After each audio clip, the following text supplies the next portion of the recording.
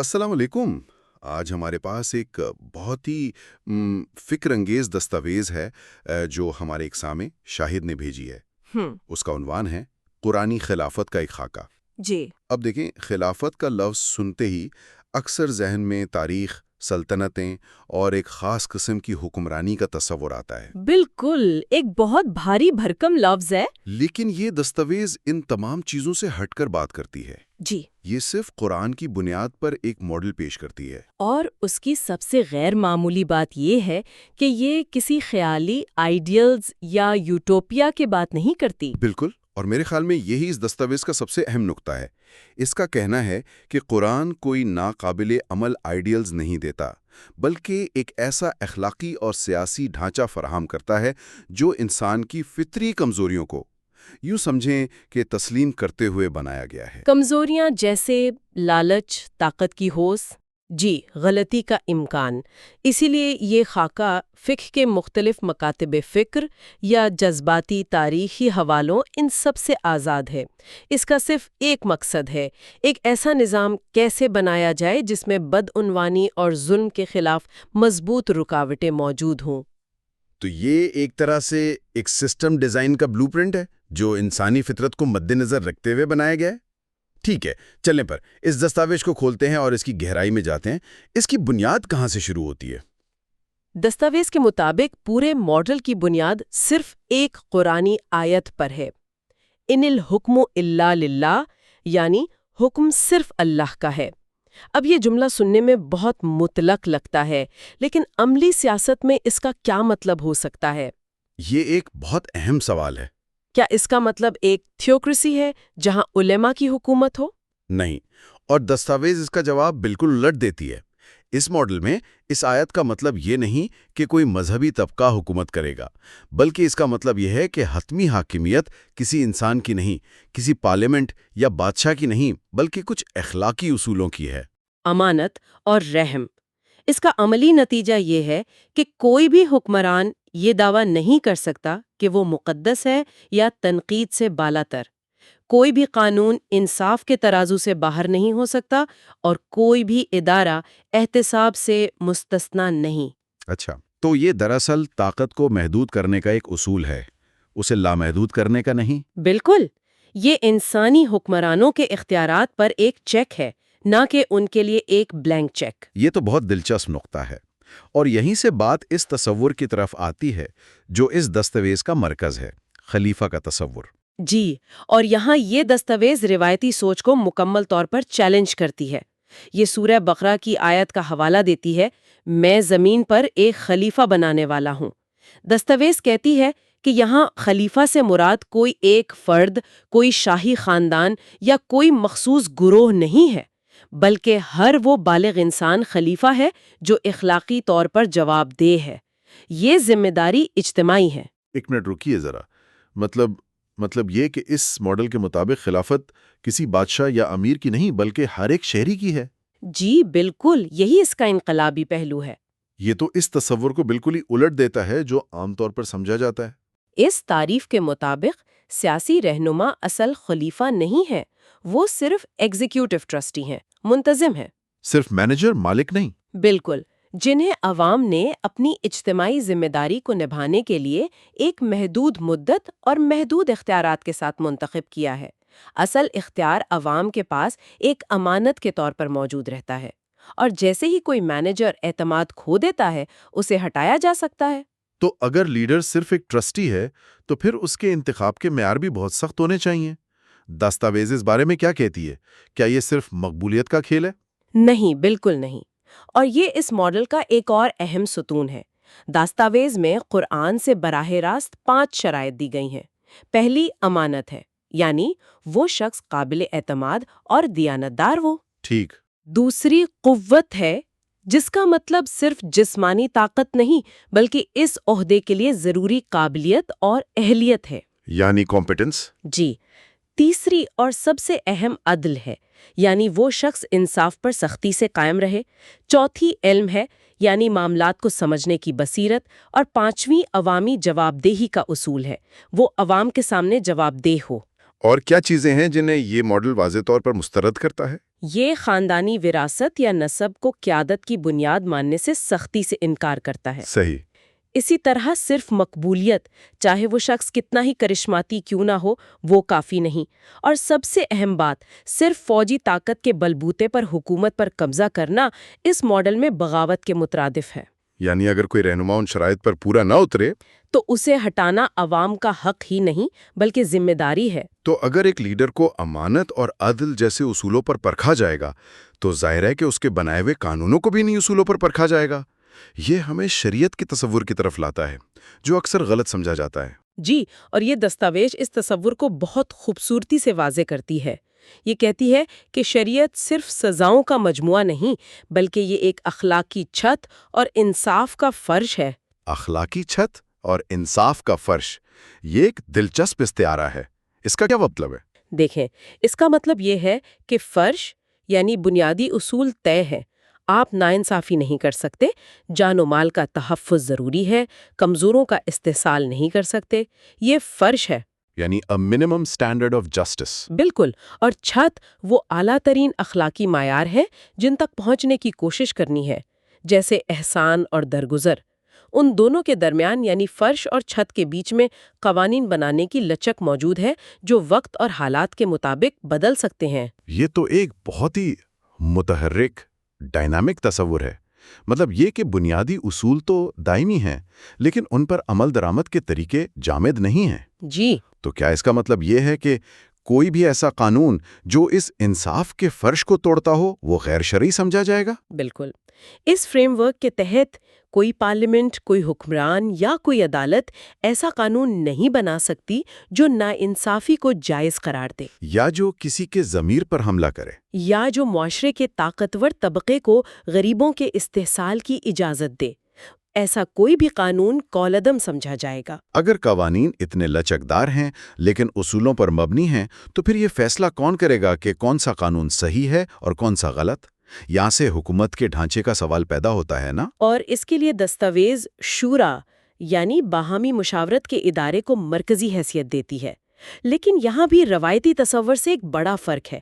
یہ ماڈل کہتا ہے کہ شورا صرف ایک مشاورتی کمیٹی نہیں جس کا مشورہ ماننا یا نہ ماننا حکمران کی مرضی پر ہو۔ جی نہیں، قرآن کے حکم وَأَمْرُهُمْ شُورَىٰ بَيْنُهُمْ کی بنیاد پر یہ شورا لازمی ہے اور اس کے فیصلے فیصلہ کن ہے، بائنڈنگ ہے۔ ایک لازمی اور فیصلہ کن شورا، یہ تو جدید دور کی ایک خود مختار پارلیمنٹ کی طرح لگتا ہے۔ آپ کہہ سکتے ہیں، لیکن یہ دستاویز تاریخ کے بجائے براہ راست قرآن کے اصول پر زور دیتی ہے۔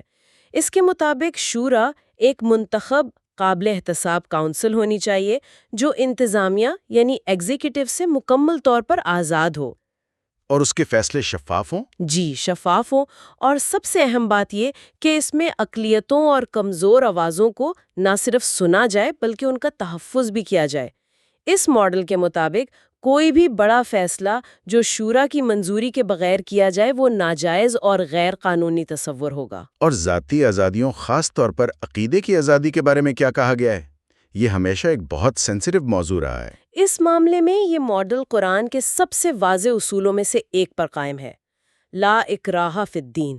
دین میں کوئی زبردستی نہیں۔ جی، دستاویز کہتی ہے کہ اس کا عملی مطلب صرف یہ نہیں کہ کسی کو زبردستی مسلمان نہیں کیا جا سکتا، اس کا دائرہ کار بہت وسیع ہے۔ اس کا مطلب ہے کوئی جبری عبادات نہیں، لوگوں کے عقائد کی کوئی پولیسنگ نہیں، اور شک اور سوال کو جرم قرار نہیں دیا جائے گا۔ یہ ایک بہت واضح موقف ہے۔ ماڈل کا موقف بہت صاف ہے کہ ایمان کا تعلق دل اور ضمیر سے ہے، اور یہ سچائی اور اعتماد سے پروان چڑھتا ہے، ریاستی نگرانی اور جبر سے نہیں۔ صحیح۔ اب آتے ہیں ایک ایسے پہلو پر جس کے بارے میں دستاویز کہتی ہے کہ اکثر ریاستیں اسی معاملے پر ناکام ہوتی ہیں، اور وہ ہے معاشی انصاف۔ یہ واقعی ایک کڑوا سچ ہے۔ اس چیلنج سے نمٹنے کے لیے یہ خاکہ کیا اصول پیش کرتا ہے؟ اس میں کئی ٹھوس معاشی اصول بیان کیے گئے ہیں۔ پہلا، دولت کی گردش، جس کا مقصد یہ ہے کہ پیسہ صرف امیروں کے درمیان ہی نہ گھومتا رہے۔ ٹھیک ہے۔ دوسرا، ہر قسم کے معاشی استحصال کی سخت ممانعت، خاص طور پر ناپ تول میں کمی اور ذخیرہ اندوزی۔ تیسرا، ایک مضبوط سماجی تحفظ کا نظام یعنی ایک ویلفیئر اسٹیٹ کا تصور، اور چوتھا، اور یہ بہت اہم ہے، کہ زکوٰۃ کو صرف ایک ذاتی خیرات نہیں بلکہ غریبوں اور ضرورت مندوں کا ایک اجتماعی اور عوامی حق سمجھنا۔ زکوٰۃ کو ایک عوامی حق کہنا، یہ تو اسے ایک قسم کے سماجی ٹیکس کی شکل دیتا ہے جس کا مقصد ایک فلاحی نظام کو چلانا ہے نا؟ بالکل، یہ اس تصور سے بہت مختلف ہے جہاں اسے محض ایک انفرادی عمل سمجھا جاتا ہے۔ اس کا مطلب ہے کہ اس نظام میں اجارہ داری اور اشرافیہ کے لیے خصوصی معاشی مراعات کی کوئی گنجائش نہیں ہو سکتی۔ بالکل نہیں۔ اس ماڈل کے مطابق معاشی نظام کا مقصد صرف پیداوار بڑھانا نہیں بلکہ انصاف کی فراہمی ہے۔ ٹھیک ہے، یہ تمام اصول چاہے وہ سیاسی ہوں، قانونی یا معاشی، سننے میں بہت اچھے لگتے ہیں، لیکن سب سے بڑا اور مشکل سوال وہی ہے، احتساب۔ اگر ایک حکمران ان تمام اصولوں کو توڑ دے، بدعنوان ہو جائے، تو اسے ہٹانے کا کیا طریقہ کار ہے؟ یہی تو ہر نظام کا اصل امتحان ہے۔ اور یہ دستاویز اسی امتحان پر سب سے زیادہ زور دیتی ہے۔ اس نے کسی بھی رہنما کو عہدے سے ہٹانے کے لیے واضح اور ٹھوس وجوہات بتائی گئی ہیں۔ ان میں شامل ہیں ثابت شدہ ناانصافی، امانت میں خیانت، عوامی وسائل کا غلط استعمال، سچائی کو دبانا اور کھلی بدعنوانی۔ اور فتنہ کے بہانے کا کیا؟ اکثر حکومتیں اپنے خلاف آواز کو فتنہ کہہ کر دبا دیتی ہیں۔ اس میں ایک بہت اہم نقطہ یہی ہے کہ ظلم اور ناانصافی کو برقرار رکھنے کے لیے فتنہ یعنی انتشار کے بہانے کو مسترد کیا گیا ہے۔ یہ ماڈل کہتا ہے کہ اصل فتنہ ظلم اور ناانصافی ہے، نہ کہ اس کے خلاف اٹھنے والی آواز۔ اور اگر کوئی حکمران ہٹنے سے انکار کر دے اور طاقت کا استعمال کرے، فوج کو اپنے ساتھ میں لا لے، تب کیا ہوگا؟ یہ سوال ہمیں طاقت اور فوج کے استعمال کے اصولوں کی طرف لے جاتا ہے۔ یہ ماڈل عسکری طاقت کے استعمال پر بہت سخت شرائط عائد کرتا ہے اور یہ سختی سے دفاعی نوعیت کا ہے۔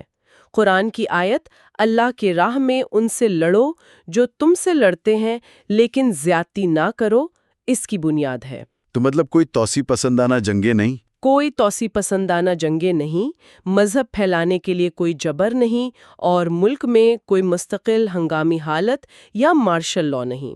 اور یہاں دستاویز میں ایک بہت چونکا دینے والا جملہ ہے۔ وہ کیا؟ عسکریت پسندی خلافت کا قبرستان ہے۔ واہ، عسکریت پسندی خلافت کا قبرستان ہے۔ یہ ایک جملہ ہی ان تمام تصورات کو رد کر دیتا ہے جو خلافت کو فوجی طاقت اور فتوحات سے جوڑتے ہیں۔ بالکل۔ اس کا مطلب تو یہ ہوا کہ جس لمحے کوئی ریاست جارحانہ ہو جاتی ہے، وہ قرآنی خلافت کے تصور سے ہٹ جاتی ہے، چاہے وہ خود کو کچھ بھی کہتی رہے۔ جی، اس ماڈل کے مطابق فوج کا کام صرف بیرونی جارحیت سے ملک کا دفاع کرنا ہے، عوام کو دبانا یا سیاسی طاقت پر قبضہ کرنا نہیں، اور خارجہ پالیسی کی بنیاد بھی اسی اصول پر ہے۔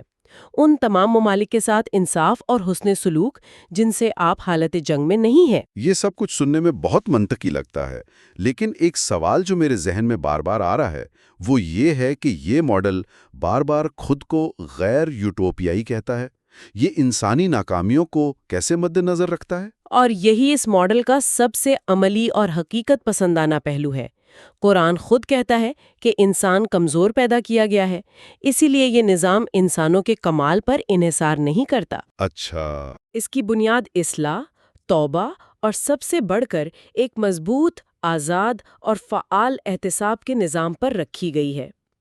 یہ اسے ایک ناکامی کو برداشت کرنے والا یا فیلئر ٹالرنٹ ڈیزائن بناتا ہے۔ Failure tolerant? جی، یہ تسلیم کرتا ہے کہ رہنما غلطیاں کریں گے، ادارے کمزور پڑ سکتے ہیں، لیکن نظام میں اتنی لچک اور طاقت ہونی چاہیے کہ وہ ان غلطیوں کو ٹھیک کر سکے اور ناکام رہنماؤں کو پرامن طریقے سے ہٹا سکے۔ بالکل، اصل طاقت فرد میں نہیں بلکہ نظام اور اداروں کی مضبوطی میں ہے۔ تو اگر ہم آخر میں اس پورے ماڈل کا خلاصہ کریں تو یہ ایک فلو چارٹ کی طرح بنتا ہے۔ جی، سب سے اوپر اللہ کا حکم، یعنی انصاف اور امانت جیسے اخلاقی اصول۔ جی، ان اصولوں کی بنیاد پر لچکدار قوانین بنتے ہیں۔ ان قوانین کو ایک لازمی شورا کے ذریعے بنایا اور نافذ کیا جاتا ہے۔ وہ شورا ایک قابل احتساب انتظامیہ کا انتخاب کرتی ہے، اور وہ انتظامیہ ہر لمحہ براہ راست عوامی جواب دہی کے تابع ہوتی ہے۔ یہ احتساب کی ایک زنجیر ہے جو اوپر سے نیچے تک جاتی ہے۔ بالکل، اور اس پورے ماڈل کا نچوڑ اور آخری فیصلہ کن بات ایک جملے میں یہ ہے: خلافت کا مقصد دنیا پر حکومت کرنا نہیں ہے، بلکہ اس بات کو یقینی بنانا ہے کہ جب انسان خود پر حکومت کریں تو ناانصافی کو روکا جا سکے۔ صحیح۔ یا جیسا کہ دستاویز کے آخر میں لکھا ہے، کوئی بھی ایسا نظام جو ایک بدعنوان اور ظالم حکمران کو پرامن طریقے سے نہیں ہٹا سکتا، وہ قرآنی خلافت نہیں ہے۔ یہ ایک بہت طاقتور اور واضح تعریف ہے۔ ہم اپنے سامع شاہد کا شکریہ ادا کرتے ہیں کہ انہوں نے یہ دستاویز ہمارے ساتھ شیئر کی۔ اور تمام سننے والوں کے لیے ہم ایک آخری سوچ چھوڑ کر جا رہے ہیں جو اسی دستاویز سے ابھرتی ہے۔ اور وہ سوچ ایک سوال ہے: اگر صرف قرآن پر مبنی یہ خاکہ آج دنیا میں کہیں لاگو کیا جائے تو موجودہ سیاسی نظاموں میں سے کون سے، چاہے وہ مسلم اکثریتی ممالک کی حکومتیں ہوں یا مغربی جمہوریتیں، اس کے احتساب، معاشی انصاف اور مشاورت کے اصولوں کے قریب ترین آئیں گے؟ اور کون سے نظام اس امتحان میں بری طرح ناکام ہوں گے؟ یہ ایک ایسی بات ہے جس پر ہم سب کو سوچنا چاہیے۔